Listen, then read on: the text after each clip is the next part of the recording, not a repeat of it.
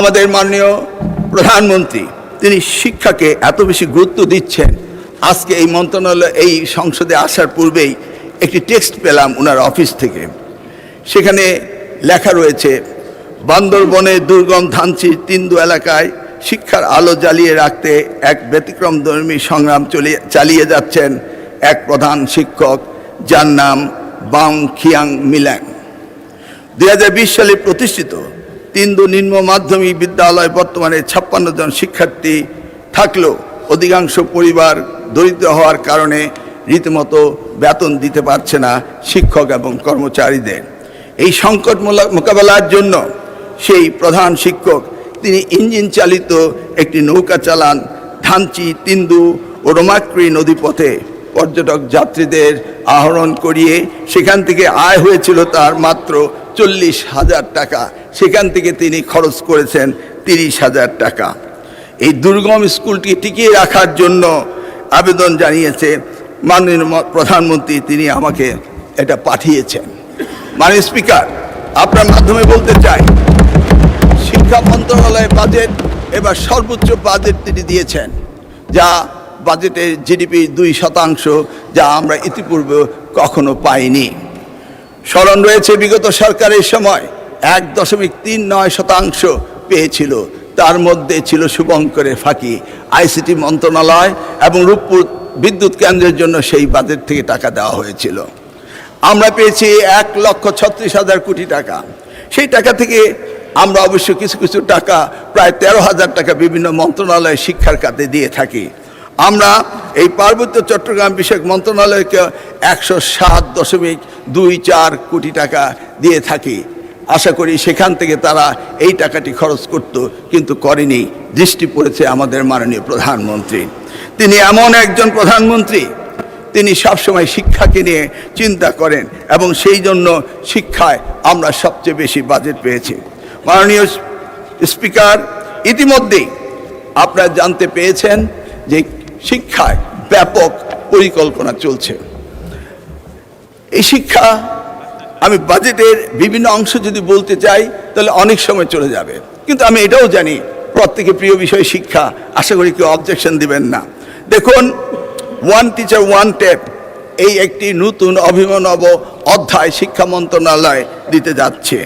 সেই ট্যাবের মাধ্যমে দিয়ে আমরা 25,000 মাল্টিমিডিয়া ক্লাসরুম তৈরি করব। সেই ক্লাসরুমে আমরা টিচাররা এই ট্যাবের মধ্য দিয়ে তারা ক্লাস লেসন হতে শুরু করে তাদের ছাত্রছাত্রীদের সকল বিষয়ে অবগত থাকবে এবং আমরা সেই ব্যবস্থাটি করতে যাচ্ছি। লার্নিং উইথ হ্যাপিনেস আমাদের মাননীয় প্রধানমন্ত্রী একটি বিশেষ বিষয়। আমরা দেখেছি শিক্ষার্থীরা শুধু বই খাতা নিয়ে জিপিএ A+ পাওয়ার সেই সোনার হরিণের পিছনে ছুটে বেড়ায়। আমরা সেখান থেকে তাদেরকে লার্নিং উইথ হ্যাপিনেস একটি প্রকল্প আমরা নিয়েছি, যেখানে আমরা 30,000 শিক্ষককে তার আওতায় প্রশিক্ষণের ব্যবস্থা করছি। মাধ্যমিক উচ্চ শিক্ষা পর্যায়ে আমরা অ্যানাদার 20,000 মাল্টিমিডিয়া ক্লাসরুমের ধারাবাহিকভাবে স্থাপনের পরিকল্পনা নিয়ে কাজ এগিয়ে যাচ্ছে। 50,000 শিক্ষা প্রতিষ্ঠানের সেই জিওগ্রাফিক ইনফরমেশন সিস্টেম ম্যাপিংয়ের মাধ্যমে সামাজিক ও ভৌগোলিক বৈষম্য নিরসনের জন্য আমরা উদ্যোগ নিয়েছি। 15,000 শিক্ষা প্রতিষ্ঠানে ফ্রি ওয়াইফাইয়ের ব্যবস্থা করা হয়েছে। প্রতিটি শিক্ষার্থীকে একটি ইউনিক এডুকেশন আইডি চালু করার ব্যবস্থা আমরা হাতে নিয়েছি। এই বিষয়ে আমি মাননীয় প্রধানমন্ত্রীর দৃষ্টি আকর্ষণ করে বলতে চাই যে উন্নত বিশ্বে যেইভাবে সোশ্যাল সিকিউরিটি নাম্বার রয়েছে, জন্মের পর থেকে নিবন্ধন হয়, এই নিবন্ধনটি যদি করা হতো তাহলে 18 বছর উপরে যারা ভোটার আইডি এবং ব্যবসা বাণিজ্যের জন্য যে ন্যাশনাল আইডি ব্যবহার করে সেটি যদি জন্ম থেকেই শুরু হতো তাহলে আমাদের স্কুল সিস্টেমে এই নতুন আইডিটি চালু করার কোনো প্রয়োজন হতো না। তিনি পরিকল্পনা নিয়েছেন ওয়ান চাইল্ড ওয়ান ট্রি। সারা বাংলাদেশে প্রত্যেকটি শিক্ষার্থীকে একটি করে গাছ বছরে লাগাতে হবে। এই পরিকল্পনা হাতে নিয়ে ইতিমধ্যেই আমরা কাজ শুরু করেছি। আগামীকাল বিকেল 2টার সময় চিন্মৈত্রী সম্মেলন কেন্দ্রে এই স্টার্ট আপ ইনোভেশন শোকেসের উপর একটি অনুষ্ঠান হতে যাচ্ছে। এই অনুষ্ঠানটিতে আমি আপনার মাধ্যমে সকলকে দাওয়াত দিচ্ছি, আপনারা সেখানে গেলেই দেখতে পাবেন যে আমাদের দেশের এই শিক্ষার্থীদের কী ধরনের উদ্ভাবনা শক্তি রয়েছে। সেই বিষয়টি অলিম্পিয়াড, বিতর্ক, স্কাউট, বিএনসিসি, গার্লস গাইডকে তিনি অত্যন্ত গুরুত্ব দিয়েছেন এবং আগামী বছর থেকে সারা দেশে 24,000 করে বিএনসিসি তৈরি করার প্রস্তুতিও আমরা নিচ্ছি। ইতিমধ্যেই মাননীয় প্রধানমন্ত্রী একটি নির্দেশ পাঠিয়েছেন যে সেই স্কুলটিকে, ধানচির তিন্দু এলাকার সেই স্কুলটিকে যেন জাতীয়করণ করা হয়। আজকে মহান সংসদে তিনি এই স্লিপটি আমার কাছে পাঠিয়েছেন। মাননীয় স্পিকার, প্রিয় নেত্রী দেশমাতা বেগম খালেদা জিয়া প্রাথমিক স্তরে শিক্ষার বিনিময়ে খাদ্যের কর্মসূচি করেছিলেন, পরবর্তীতে টাকার বিনিময়ে শিক্ষার কর্মসূচি করেছিলেন। তিনি মাধ্যমিক স্তরে উপবৃত্তি করেছিলেন এবং পরবর্তীতে ইন্টারমিডিয়েট পর্যন্ত তিনি উপবৃত্তির ব্যবস্থা করেছিলেন এবং আবারও বলেছিলেন যদি আমরা আবার দায়িত্ব পাই তাহলে স্নাতক পর্যন্ত আমরা উপবৃত্তির ব্যবস্থা করব। এই ঘোষণাটি ইতিমধ্যেই আমাদের প্রিয় প্রধানমন্ত্রী জনাব তারেক রহমান সেটিও ঘোষণা দিয়েছেন।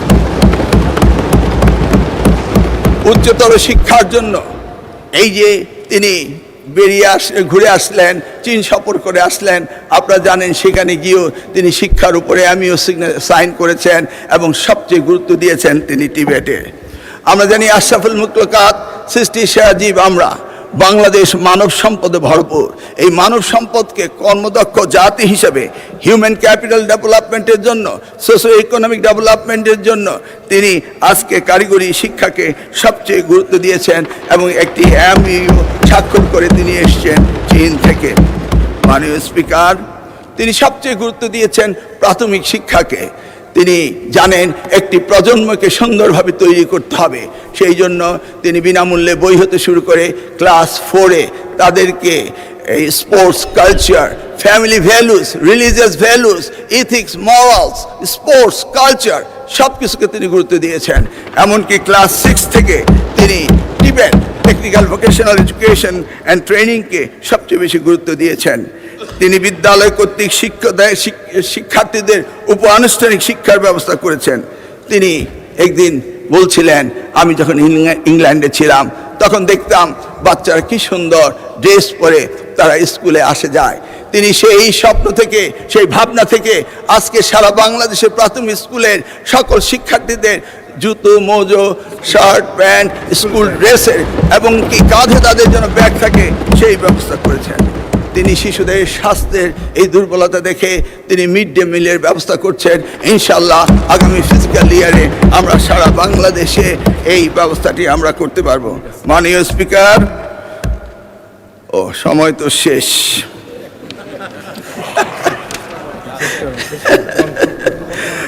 আর কি বল, কারিগরি মাদ্রাসা এডুকেশন, এই তো মে মাস, জুন মাস, দুই মাসের মাদ্রাসার শিক্ষকরা বেতন পায়নি। মাননীয় স্পিকার, বিগত সরকার এনটিআরসি থেকে প্রায় 17,000 শিক্ষক নিয়োগ দিয়েছিল মাদ্রাসায়। প্রতি মাসে আমাদের 501 কোটি টাকা লাগে, কিন্তু সেই টাকাটির ব্যবস্থা করা হয়নি বলে আমরা এই মাসে আমরা মাদ্রাসায় বেতন দিতে পারিনি। যদিও মাননীয় অর্থমন্ত্রী আমাকে তড়িৎ গতিতে 100 কোটি টাকার ব্যবস্থা করে দিয়েছেন এবং কথা দিয়েছেন জুলাই মাসে তিনি বাকি সব টাকা দিবেন। আমি মাননীয় অর্থমন্ত্রীকে ধন্যবাদ জানাই। মাননীয় স্পিকার, শিক্ষকদের জন্য কল্যাণ ট্রাস্ট ছিল, শিক্ষকদের জন্য অবসর ভাতা ছিল। 2022 সাল থেকে যে শিক্ষকরা রিটায়ারমেন্টে গিয়েছে তাদের কেউ আজ অবধি কোনো অবসর ভাতা কল্যাণ ট্রাস্ট পাচ্ছে না। এই জন্য আমি মাননীয় অর্থমন্ত্রীকে ধন্যবাদ জানাই। তিনি 2000 কোটি। অসংখ্য ধন্যবাদ মাননীয় মন্ত্রী। আলোচনায় অংশগ্রহণ করবেন সিলেট 4 আসন থেকে নির্বাচিত মাননীয় সদস্য মাননীয় মন্ত্রী জনাব আরিফুল হক চৌধুরী। জনাব আরিফুল হক চৌধুরী, আপনার সময় 8 মিনিট। ধন্যবাদ। সবাইকে মাননীয় স্পিকার 10 মিনিট দিলেন, আমাকে 8 মিনিট।